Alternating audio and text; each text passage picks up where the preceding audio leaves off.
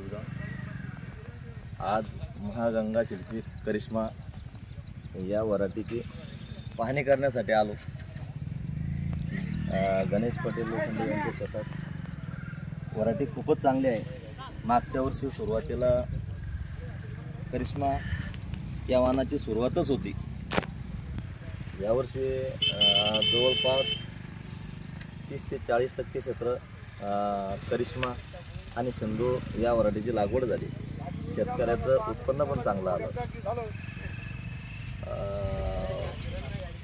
वाण रोगाला कमी बळी पडणार आहे आणि माल 5वा-6वा तोडा चालू असताना पण माल चांगला आहे।